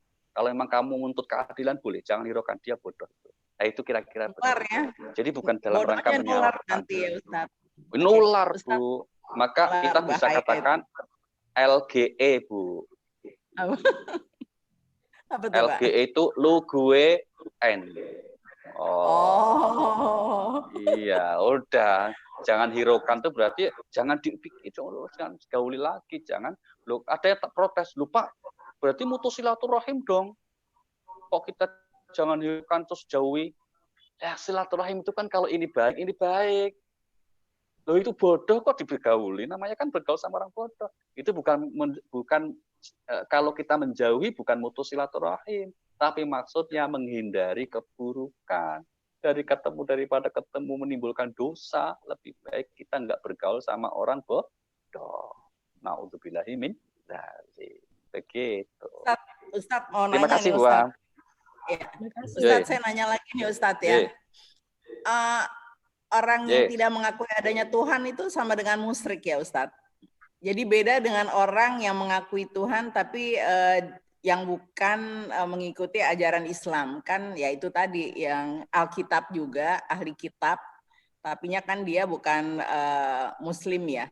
Nah apakah orang yang tidak mengakui agama bisa dikatakan dengan musyrik gitu Ustadz? Yang sama sekali tidak mengakui adanya Tuhan gitu ya. Baik. Terima kasih, Bu. Di Al-Quran, Bu, sedikit sekali orang itu disebut tidak mengakui Tuhan. Ya, sedikit. Kenapa? Karena fitrah manusia itu bertuhan sebetulnya. Fitrah manusia itu oleh Allah diciptakan punya potensi untuk mengakui adanya Tuhan. Maka sebetulnya kalau kita lihat di Al-Quran, Ibu Evi bantu saya, coba lihat surah 45. 45. Ayat 23. Ayat 23. Itu kalau ada orang tidak mengakui adanya Tuhan, sebenarnya oleh Tuhan dikatakan dia sedang menuhankan hawa nafsunya. Begitu, Bu. Coba baca, Bu. 45 ayat 23. Maka pernahkah kamu melihat orang yang menjadikan hawa nafsunya sebagai Tuhannya, dan Allah membiarkannya sesat dengan sepengetahuannya? Dan Allah telah mengunci pendengaran dan hatinya, serta meletakkan tutup atas penglihatannya. Maka siapakah yang mampu memberinya petunjuk setelah Allah membiarkannya sesat? Mengapa Lanjut, kamu Bu. tidak mengambil pelajaran? Nauzubillah min dzalik. 24. Ya. Dan mereka Siapa berkata, mereka ini? kehidupan ini tidak lain hanyalah kehidupan di dunia saja. Kita mati dan kita hidup. Tapi mereka tidak mempunyai ilmu tentang itu. Mereka hanyalah menduga-duga saja. Nggak percaya akhirat ya, Bu, Pak. Ini satu-satunya ayat yang bicara tentang orang ateis, Bu. Satu-satunya ayat. Selebihnya nggak ada. Maka ya ini tidak digolongkan sebagai musyrik, Bu. Yang disebutnya oleh ayat ini sebagai orang yang menuhankan hawa nafsunya. Maka masuk kelompoknya dikatakan oleh ayat ini, orang ateis itu orang yang, tahukah kamu siapakah orang yang menuhankan hawa nafsu itu? Mereka yang berkata hidup iya dunia saja, mati selesai. Gitu oleh Al-Quran itu. Yaitu tadi tidak percaya akhirat. Namanya jangankan akhirat, Tuhan aja tidak percaya, Bu. Maka berita-berita dari Tuhan, yaitu wahyu-wahyu di bawah para nabi, kitab suci, sangat tidak percaya buat mereka. Itu realitasnya dari dulu ada, dan sekarang tambah banyak kelihatannya, Bu. Na'udzubillahi min dzalik. Nauzubillah min dzalik. Ya. Terima kasih, Bu. Terima kasih. Baik. Ya, terima kasih Ustaz. Silakan nih, kayaknya tadi banyak yang mau nanya tadi itu. Ada di chat tuh. Ada yang nanya di chat, tolong bacain. Coba bacain biar sekalian. Pak Ustadz, bila kita baru memahami kesalahan-kesalahan yang kita lakukan, misalnya termasuk salah pilih teman, bagaimana caranya kita bertaubat untuk dapat diampuni kesalahan kita dan bisa memperbaiki amal ibadah kita ke depannya? Udah. Iya, baik, Bu. Kalau salah milih teman, tapi tidak meskipun itu salah kita milih teman ya, tapi ternyata kemudian kita juga tidak melakukan dosa besar dengan milih teman itu, nggak apa-apa sebenarnya. Ya kita pelan-pelan kemudian menjaga jarak saja, yang proporsional itu aja. Ya, tidak harus kemudian memunculkan kebencian. Oh, ternyata aku salah milih kamu ya, sorry ya. Jangan begitu juga, kira-kira gitu. Diproporsional aja. Jadi sebetulnya berteman itu dengan siapapun dalam agama tidak dilarang kok, Bu. Tapi ada prinsip kehati-hatian. Kehati-hatiannya itu apa? Kalau berteman dengan orang yang menurut kita dapat mempengaruhi kita menjadi lebih buruk, ya hindari, itu aja. Tapi kalau ada orang yang yakin, ini nggak apa-apa tuh. Aku misalnya, maka kita paham, Bu, misalnya Nyun Sewu ya, ada seorang ustadz yang dakwah Nyun Sewu di lokalisasi. Ya, karena apa? Dia percaya diri ya, saya nggak akan tergoda gitu. Kita apresiasi. Dan tidak sedikit yang akhirnya bertobat, akhirnya meninggalkan dosa besar itu, nggak apa-apa. Nah itu kan bukan berteman, tapi apa? Ya niat untuk katakanlah untuk mendengarkan keluh kesah mereka. Apa sih masalahnya kok kamu sampai tercebur di lembah hitam ini? Apa masalahnya? Oh ternyata ada yang karena ekonomi, ada karena terjerat ini, maka si ustadz ini mencoba membantu, tapi kamu jangan maksiat ya. Udah stop ini, saya usah bantu. Wah itu kan luar biasa menyelamatkan orang dari perbuatan dosa besar. Tapi ada orang yang kemudian merasa tahu diri, aku nggak bisa, jangankan sampai masuk ke lokalisasi yang lewat aja kadang ya kepengaruh kok. Nah, ada yang begitu, makanya jangan dilakukan. Nah, kita kembali tadi, jadi memilih teman yang menurut kita ternyata keliru, itu sebetulnya bukan sebuah hal yang harus secara khusus ditobati. Karena sebetulnya belum mencapai kita sebut perbuatan dosa. Dosanya itu kan kalau sampai melanggar syariat. Karena teman kita milih teman, yang sewu nih, teman kita misalnya kok ngajak mabuk, kita ikut. Ngajak berzina, kita ikut. Nah, itu berarti bukan temannya yang kemudian sepenuhnya salah, tapi karena kita salah dalam mengikuti perbuatan buruknya itu. Nah, tobat kita dari perbuatan itu terus dimulai dari menjauhi teman yang buruk itu. Jadi tobatnya dari karena kita telah melanggar syariat ya, kira-kira begitu. Terima kasih, Bu. Ya.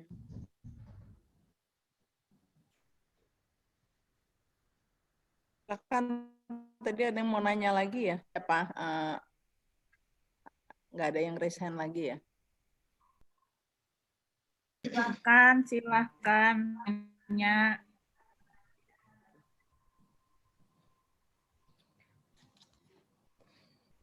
Jadi baik, mungkin cukup kali Bu. Ini Bu A mau nanya, Bu Amana mau nanya lagi. Satu, Lodi,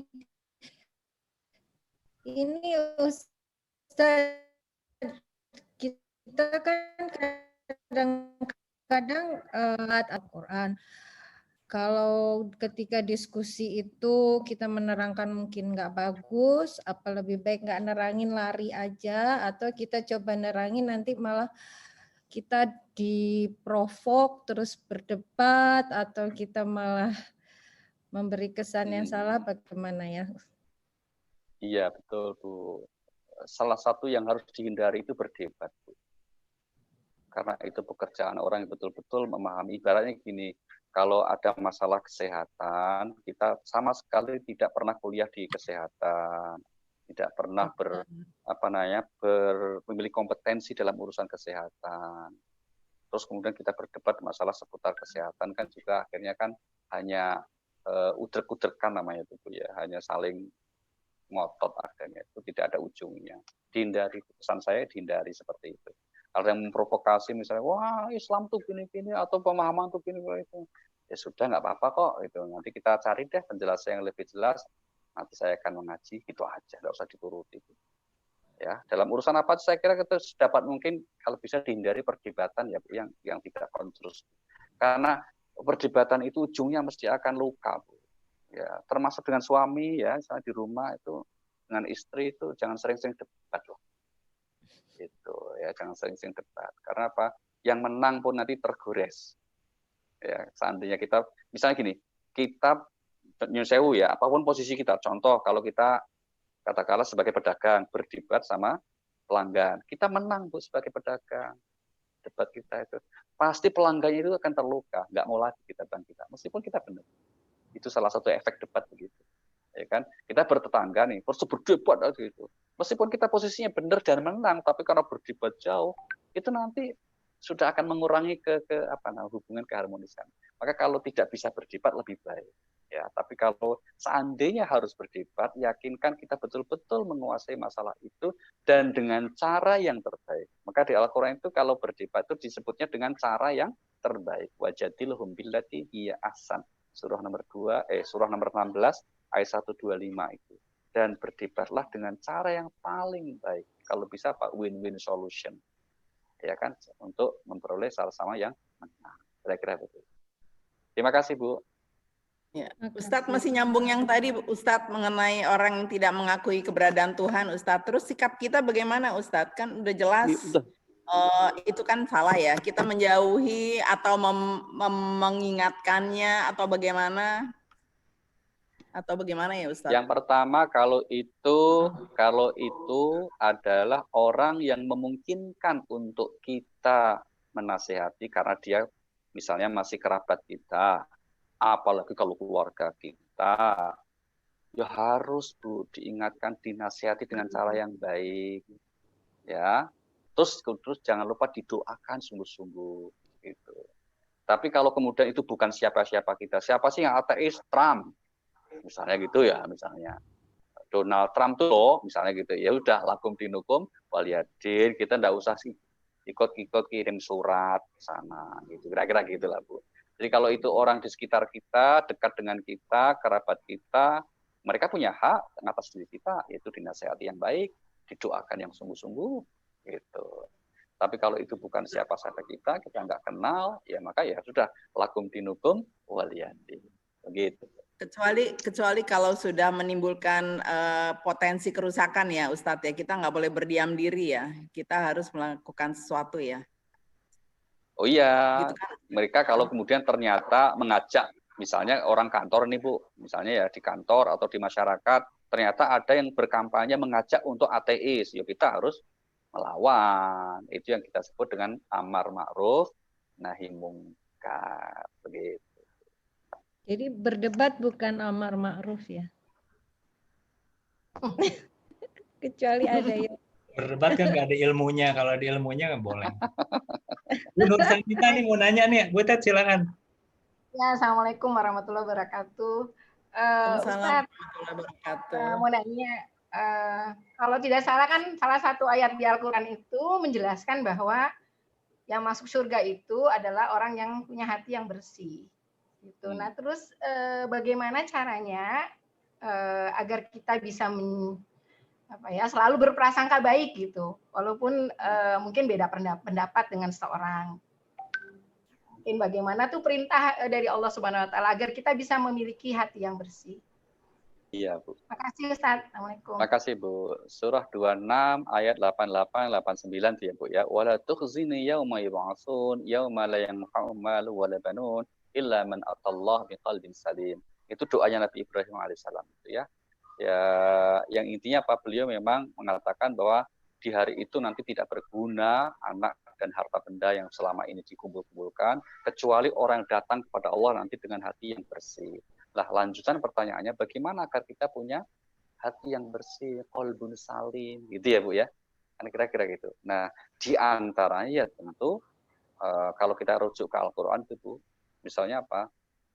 Di surah nomor 91, namanya surah Asy-Syams, ayat yang ke-8, kan dikatakan, fa'alhamaha fujuraha wa taqwaha qad aflaha man zakkaha. Sungguh beruntung orang-orang yang membersihkan hatinya. Membersihkan hati itu apa? Yang terutama penyakit yang paling utama kan syirik itu. Membersihkan itu artinya apa? Termasuk kalau kamu dari suudzon sama orang misalnya gitu, maka salah satunya ya kita mengikuti petunjuk Allah dan Rasul-Nya dalam Al-Quran dan As-Sunnah. Itu bagian dari ikhtiar kita untuk membersihkan hati kita, yaitu semampu-mampu kita. Salah satunya tadi di antara ajaran tadi yang kita sampaikan tuh Bu, terhadap keyakinan orang lain misalnya yang berbeda, ya kita hormati tanpa mengorbankan keyakinan kita. Karena apa? Nanti lakum dinukum waliyadin. Terhadap sesama kita yang berbeda, ya sudah kita bertoleran. Monggo keyakinan Anda, kalau memang situ menganggap begini cara beribadahnya, tidak apa-apa. Nah, itu insya Allah kita akan bersih hati, sehingga kemudian nanti di akhirat itu yang akan kita posisikan sebagai hakim adalah Allah Subhanahu Wa Taala. Di sini itu mohon jangan ada yang magang jadi Tuhan, menghakimi orang lain. Begitu. Baik Bapak Ibu sekalian, terima kasih. Ini kelihatannya sudah menjelang maghrib, gelap sekali tempat kami. Mungkin kita sudahi, nanti insya Allah dapat kita lanjutkan di kesempatan yang lain.